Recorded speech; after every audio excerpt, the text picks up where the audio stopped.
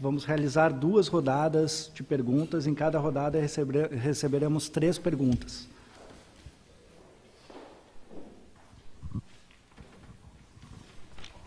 Bom dia a todos. Meu nome é André Andrade. Também sou membro do comitê organizador do fórum. E estou fazendo um mestrado em desenvolvimento sustentável aqui na UCL.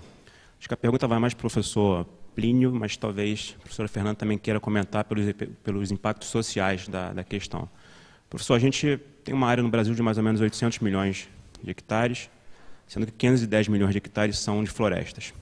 E disso, 10 milhões de hectares são florestas plantadas, ou seja, 500 milhões de hectares são florestas nativas e que estão basicamente na Amazônia. Não vou entrar na discussão se o agronegócio está impactando ou não de desmatamento, porque eu mesmo sou partidário que não impacta, porque a gente tem área cultivável sem afetar as florestas.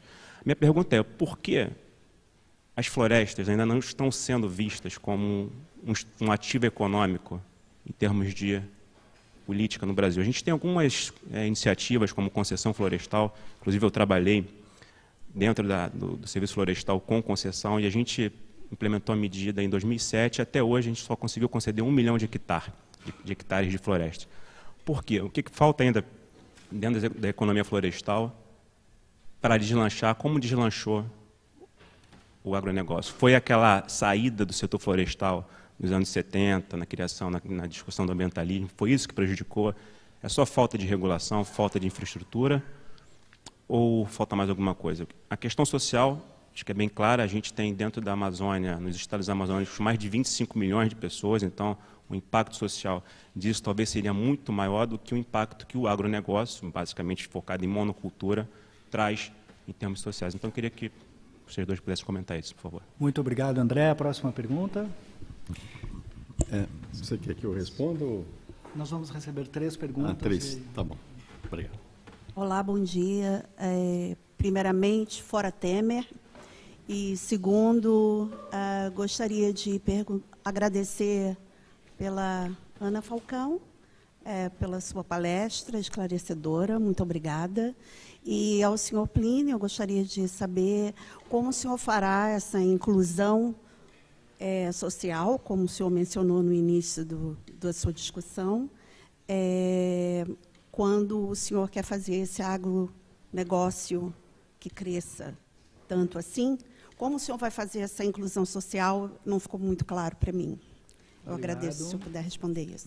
Próxima pergunta. Bom dia, meu nome é Guilherme, eu sou estudante de Ciências Políticas em Genebra. Queria primeiramente agradecer ao pessoal que montou aí o evento. Me impressiona a diversidade dele, realmente vocês estão de parabéns. E minha pergunta vai para os dois. No sistema ONU, qual eu transito um pouco, não se fala de outra coisa que não sejam as metas de desenvolvimento sustentável. Eu não sei se vocês estão exatamente a par delas, mas se estiverem, gostaria de saber qual a importância delas para o crescimento do Brasil. Obrigado. Muito obrigado pelas perguntas. Doutor Plínio, quer começar com a primeira? Claro. Muito obrigado pelas perguntas. Inclusive, eu gostaria de iniciar a resposta reconhecendo a presença aqui do deputado Molon. Bom dia. E eu acho que algumas das coisas que nós vamos falar aqui acabam encaminhando para o que é discutido e o que é responsabilidade do Congresso. E, bem, primeiro a sua pergunta sobre a situação fundiária na região amazônica. Um dos grandes motivos do desmatamento da Amazônia é a própria legislação que vigorou no Brasil durante décadas, que determinava que o proprietário de terra precisava comprovar o uso econômico da sua propriedade. E, dentre as atividades reconhecidas como de uso econômico na região amazônica, se enquadrava também a pecuária. E o desmatamento e o plantio de pasto e a colocação de gado nessa terra era e foi durante muito tempo a forma mais econômica ou de menor investimento para que se comprovasse o uso econômico da terra. O que provavelmente foi um erro enorme, porque em muitas regiões da Amazônia, ela não é homogênea, né? Mas em muitas regiões da Amazônia, a pecuária não deveria ser qualificada ou ser enquadrada como atividade econômica para efeitos de comprovação de uso econômico. E isto é que levou ao processo de desmatamento, quando deveria ter-se privilegiado a preservação da floresta e o uso racional, né, das reservas de madeira, aumentando a população, né, de árvores de valor econômico, ou se estimulando a atividade extrativista, onde ela fosse possível. Então, gerou um desmatamento enorme, descontrolado e indesejável. Exatamente por uma legislação equivocada. O que gerou bolsões de desmatamento enormes, em regiões inclusive de relativamente alta densidade populacional. Ali no entorno de Belém, tá certo? No entorno de Manaus. O que existe hoje? Você tem a oportunidade de replicar o projeto da Agropalma ali, por exemplo. Você poderia aumentar a produção de palma para a produção de óleo enormemente e promover uma integração e um retorno dessas áreas desmatadas para uma atividade econômica com um processo parecido com o que aconteceu na região sudeste, que foi o processo de recomposição de matas ciliares. Então, você poderia associar palma com recomposição de floresta no médio e longo prazo. Então, há coisas que podem ser feitas de forma eficiente, mas para isso você precisa ter um planejamento adequado e uma decisão política de querer fazer. Eventualmente privilegiar esse óleo de palma com algum tipo de benefício fiscal num período de introdução para que você viabilize o investimento privado de forma mais rápida, seja uma forma de promover isso. Tá? Nós tivemos também uma pergunta sobre inclusão social então, e metas de desenvolvimento sustentável também. É exatamente o que eu ia abordar agora. Como é que você promove inclusão social com o desenvolvimento da agricultura e do agronegócio? Você promove inclusão porque você gera emprego. A melhor forma de você promover inclusão social não é fazendo transferência de renda. É você dando emprego para as pessoas. É você treinando as pessoas para que elas sejam capazes de desenvolver uma atividade produtiva, independente, né? E tem exemplos enormes e muito bem-sucedidos nessa área. Então, o protocolo agroambiental do Estado de São Paulo, que proibiu a queimada de palha de cana em 2007, gerou a necessidade de uma reconversão de mão de obra enorme. A União da Indústria Canavieira de São Paulo, promoveu um processo de requalificação de mão de obra que fez com que mais de 40 mil trabalhadores passassem a condição de cortador de cana para operador de máquina. Então, você, com a condição agora de você poder usar economicamente aquela energia que era queimada e era dispersada. Você não teve ganho ambiental, porque a cana continuou tendo ciclo zero de emissão de carbono, mas você tem o potencial agora de aproveitar aquela energia que era desperdiçada. E você tem o potencial de usar a palha como humus para aumentar a fertilidade do solo. E dentro desse processo você promoveu inclusão, mudando a qualificação da mão de obra. Mas toda vez que você produz mais, você requer técnicas de produção melhores, você promove inclusão. Eu vou lhe dar um outro exemplo. BRF, antiga Sadia Perdigão, instalou uma grande unidade de processamento de frango no Mato Grosso. Pensando no que estrategicamente? É lá que tem produção de milho e soja, então eu vou instalar a planta lá. Por que essa planta não cresceu? Porque não tinha gente capaz e educada para fazer o corte de frango, porque essa gente toda está lá em Santa Catarina. Então, você precisa fazer aquilo que eu disse, você precisa fazer o trabalho de educação para permitir que menos milho e mais frango sejam transportados do Mato Grosso para Paranaguá ou para Santos. Ainda em Santa Catarina, qual que é a situação lá? A demanda de milho de Santa Catarina é 6,5 milhões de toneladas de milho, mas Santa Catarina produz 3. Importa ainda 3,5 milhões de toneladas de milho, ou do Mato Grosso, ou hoje da Argentina. Então está tendo um desequilíbrio. A gente tem mais granja de frango e porco em Santa Catarina do que milho. Essas granjas deviam estar localizadas no Mato Grosso e não em Santa Catarina.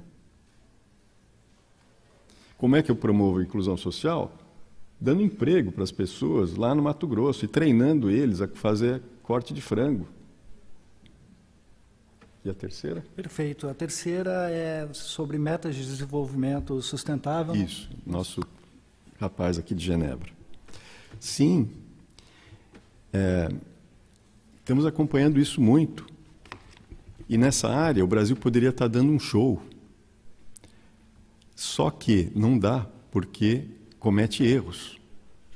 Então, o Brasil, na COP21, se comprometeu a, até 2030, produzir 50 bilhões de litros de etanol. Produz hoje 30. Passar de 30 para 50 significaria expandir a moagem de cana em 275 milhões de toneladas de cana, dos atuais 670. Não vai acontecer. Nós estamos há 14 anos dessa meta e são 2 ciclos de cana. Não tem nem muda de cana para fazer isso.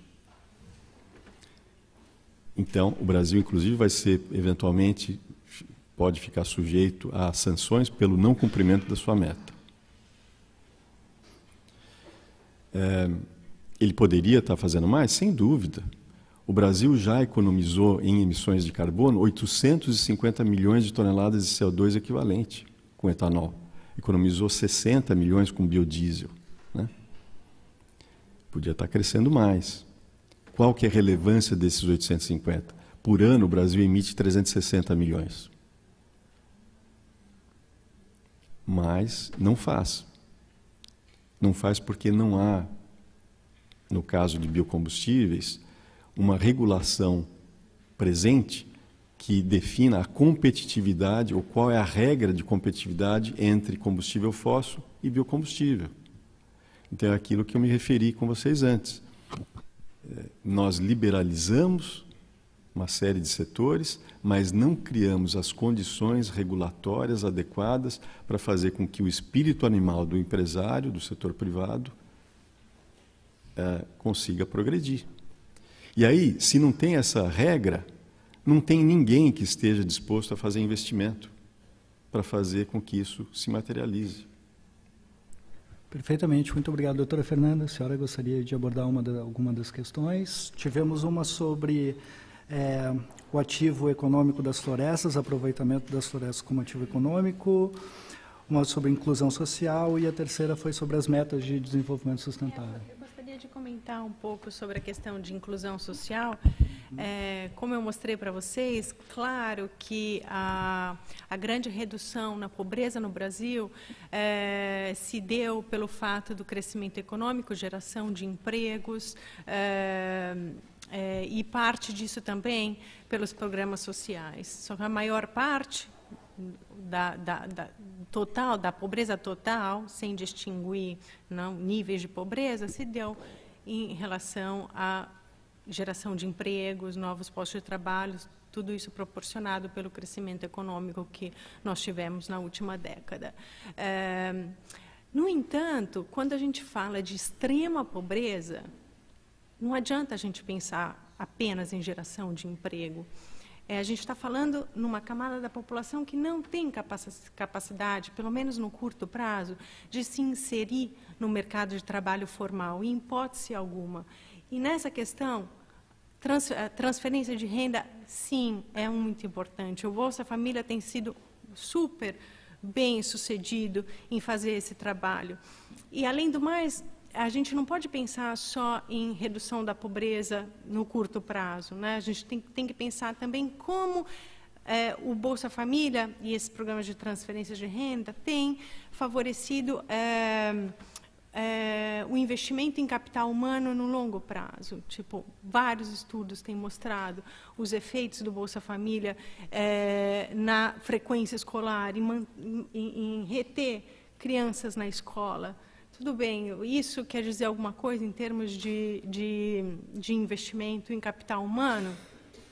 Não necessariamente, porque a gente tem que pensar qualidade de escola, né? Que educação a gente está dando para essas crianças. Mas, pelo menos, é um primeiro passo. A gente está tendo uma pressão da demanda por educação. E isso vai levar a uma resposta da oferta. O governo tem que fazer o papel dele em prover educação básica para a população. Eu não vejo nenhuma possibilidade de desenvolvimento econômico sustentável no longo prazo se não tiver investimento em capital humano. Perfeitamente. Muito obrigado. Antes de passar para a nossa última rodada de perguntas, eu gostaria de lembrar e pedir que fossem evitadas manifestações políticas nas perguntas, pois esse é um pedido da LSI, que nos recebe aqui tão generosamente.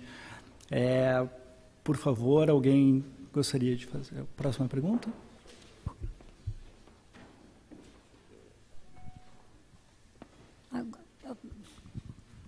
Bom dia, professor Plínio. Eu não sou estudante da LSI, eu sou apenas uma pessoa que tem um grande interesse no desenvolvimento social e econômico do Brasil, mas já estou fora do país há muitos anos. Mas o meu interesse continua o mesmo. Eu fiquei extremamente feliz em ver que a professora Fernanda demonstrou competentemente que a questão da Bolsa Família não é um atraso social para o Brasil. E gostaria, baseado neste dado, de perguntar ao professor Plínio se não poderíamos evitar o contexto político de responsabilizar, de uma certa forma, a classe empresarial brasileira, porque eu sinto, mesmo fora, tirando os anos que eu trabalhei dentro do mercado sucroalcooleiro, porque eu venho da região de Ribeirão Preto e tenho uma certa familiaridade com o setor, é de que nós nunca vemos as coisas de uma certa forma a longo prazo. Nós queremos resultados a curto prazo. E isto não é possível dentro de um projeto socioeconômico. Então, eu gostaria de saber como é que o senhor veria uma forma não só de educar o povo, mas sim a classe empresarial brasileira, para que ela tenha uma visão a longo prazo. Muito obrigado. Concordo com a senhora plenamente. 3 perguntas. Exato. Tá bom, vamos esperar. Obrigado. Meu nome é André. Eu venho de uma região do Brasil bem desconhecida, que é a região do sul do Pará, mas que tem uma das maiores rebanhos de gado do Brasil. E nós não temos o benefício local disso, de ser um dos maiores produtores de rebanhos. E eu vejo que, como você falou, a questão da infraestrutura. Então, qual seria o melhor meio para melhorar a infraestrutura para que, tanto localmente quanto quando o produto chegar no final, não ficasse tão caro? Hoje nós temos, como por exemplo, transporte em carretas, grandes veículos, mas poderíamos usar melhor rios, ferrovias, e nós esbarramos em leis ambientais, muitas vezes, que demoram anos para ser liberado. Então, quais seriam a proposta, meio prático disso? Qual seria o melhor meio? E por que também não exigir, antes das eleições, quando nós temos candidatos que vêm propondo várias ideias, não, ao invés de esperar que eles proponham algo, o setor agrícola impor que eles aceitassem as suas ideias, não que eles apresentassem a ideia deles. e assim apresentar o apoio do meio agrícola. Para Fernanda, nós temos o meio Bolsa Família é algo muito bom, sim, mas melhor do que falar em tirar pessoas da pobreza, é em falar como evitar que elas cheguem na pobreza. Então, qual seria, na visão dela, por que não, quando se falam, por exemplo, em corte de Bolsa Família, nós vemos movimentos sociais vindo, falando muita coisa, que não pode fazer isso. Mas quando algum governo vem e corta da educação em grande quantidade de dinheiro, não se falam nada. Um dinheiro que poderia evitar que pessoas, através da educação, chegassem à extrema pobreza. Muito obrigado. Próxima pergunta. Só 2 perguntas. Só temos tempo para 2 perguntas. Desculpas. Doutora Fernanda, gostaria de começar pela pergunta Bolsa Família, como evitar que as pessoas cheguem à pobreza? Claro. Primeiro, quando a gente fala em inclusão social, a gente tem... eu estava falando dessa parcela da população que, em pobreza absoluta, que não tem capacidade de se inserir socialmente do dia para a noite.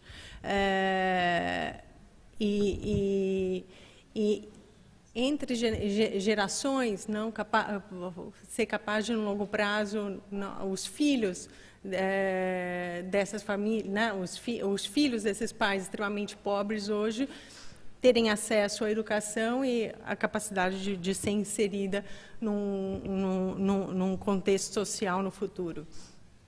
A questão de evitar as pessoas estarem nessa condição de extrema pobreza, como eu mostrei para vocês, uma grande parcela da população que hoje não está nas condições de extrema pobreza, mas ainda é vulnerável, que não chega a ser, está entre uma classe social considerada pobre e a classe média, mas não chega a ser classe média. E que isso foi responsável, a inserção dessas pessoas nessa classe de renda, saindo da pobreza, tem parte disso. Os programas de transferência de renda foram responsáveis. Se você corta, hoje o debate, não, vamos cortar a Bolsa Família, vamos reduzir o benefício, ao meu ponto de vista, parece que o governo interino está comprometido em manter o Bolsa Família, os benefícios do Bolsa Família. A questão talvez seja que o programa, o valor do programa, o valor do benefício não seja reajustado contra a inflação. Eu acho que só isso já vai ter um impacto negativo. Você vai tirar pessoas. Essas pessoas essas famílias são realmente vulneráveis. Então, eu acredito que você tem, ainda mais com a questão da crise econômica, com a questão de desemprego, desemprego aumentando, tudo isso, essas famílias que estão nas condições de vulnerabilidade têm um grande risco de voltarem para uma situação de pobreza. A sua questão, a sua pergunta, se eu entendi direito, você poderia repetir mais especificamente?